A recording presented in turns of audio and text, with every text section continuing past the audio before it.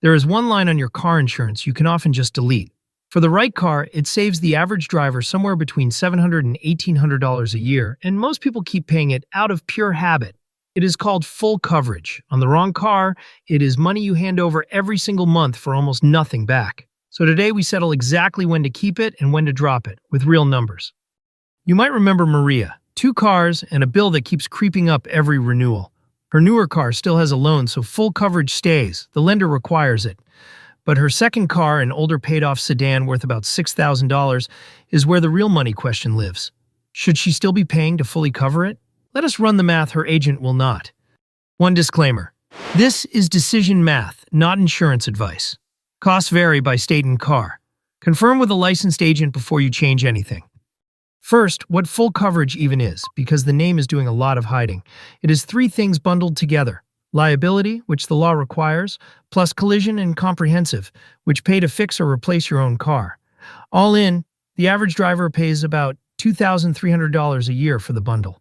Liability by itself averages just $627. That gap, $1,600 or so, is the entire decision we are making today. And this matters to almost everyone because cars are older than they have ever been. The average car on the road in America is now over 12 years old. That means a huge share of drivers are quietly paying full coverage prices on cars that stopped being worth it years ago. They just never reran the math. So let us give you the one number that tells you where your car actually stands. On paper, it is not close. Liability costs about 1/3 as much, but that gap is the protection you give up on your own car. Here's the part insurers never put in the ad. If your car is totaled, they do not pay what you paid for it. They pay its actual cash value, what the depreciated car is worth that day, minus your deductible. So a car you bought for $28,000 that is worth $6,000 today pays you about $5,500 in a total loss. You are paying full coverage prices to protect a number that shrinks every year. So here's the rule that cuts through all of it. Take what collision and comprehensive cost you each year and compare it to what your car is actually worth today. When that yearly cost climbs past about 10% of the car's value, you are paying to insure a car the company will barely pay you for. That is the line.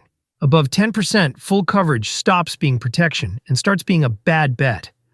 And this gets worse on a schedule. When a car is new, its insurance is a small slice of its value. By the time it is 10 years old, the average driver is paying about 35% of the car's value every year just to insure it.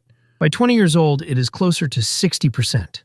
The car gets cheaper, the insurance does not, and the trade quietly turns against you. And here's where those figures come from. It helps to see exactly what you are paying for. Collision covers crashes and rollovers, and it is the larger cost of the two. Comprehensive covers theft, weather, and hitting an animal, and it is the smaller one. Those 2 lines together are the full coverage you can drop, and depending on your car, they run from a few $100s a year to well over $1,000. Liability you cannot, and you should never want to, and that difference is the whole game. Sourced, as always. Now, the mistake that turns a smart move into a dangerous one. When people drop full coverage, they often slash everything to the bare state minimum. Do not do that. You drop collision and comprehensive, the coverage on your own car. But your liability, the part that pays when you hurt someone else, you keep. And honestly, most people should raise it. It is cheap to increase, and it is the only thing standing between one bad day and a lawsuit that follows you for years. And add one more back in, uninsured motorist coverage. About 1 in 7 drivers on the road right now carries no insurance at all. If one of them hits you and you had cut down to bare liability, you are the one eating the repair. Uninsured motorist coverage usually costs a few dollars a month, and it protects you from everyone else's bad decisions. When you drop full coverage, you keep this. Okay, 2 hard rules before you touch anything. 1, if you still owe on the car, this is not your call. The lender requires full coverage until the loan is gone, because it is really their car until you finish paying. 2, only drop it if the car is fully paid off and you have the savings to replace it yourself. If a total loss would genuinely wreck you, you keep the coverage, even past the 10% line.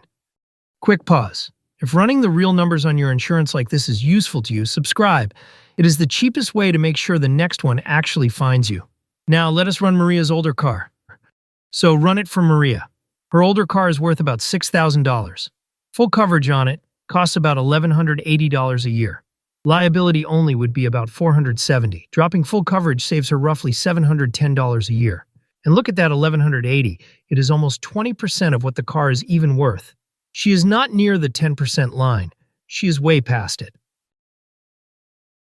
So the verdict for Maria is clear. The car is paid off, it is well past the 10% line, and she has enough set aside to replace it if it is totaled.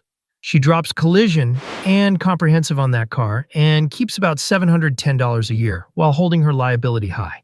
Clean raise. And notice the same rule gives opposite answers.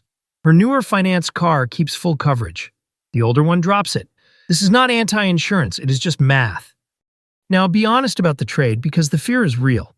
What if you drop it and then total the car? When you drop full coverage, you become the insurance. If that car is wrecked or stolen, no check is coming. You replace it out of your own pocket. That is exactly why the rule is not only about the car's value, it is about your savings. The smart move is to take part of what you save every year and quietly build a repair and replace fund.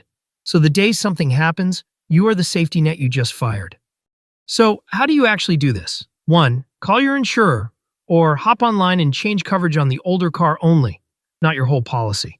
2. While you are in there, keep your liability limits high and make sure uninsured motorist is on. 3. Take the money you just freed up and bank it as your own repair fund. 10 minutes of work for a few $100s a year, every year. So before you drop it, 3 quick checks. Is the car fully paid off? Do collision and comprehensive together top about 10% of what the car is worth? And could you replace the car yourself if you truly had to? 3 yeses, and dropping full coverage is one of the cleanest raises you can hand yourself. Even 1 no, and you keep it, no guilt. That is full coverage versus liability. If you are keeping full coverage, there is one more dial that quietly controls your bill, your deductible. And most people set it wrong in both directions. The next one runs that exact math. It is right here. See you there.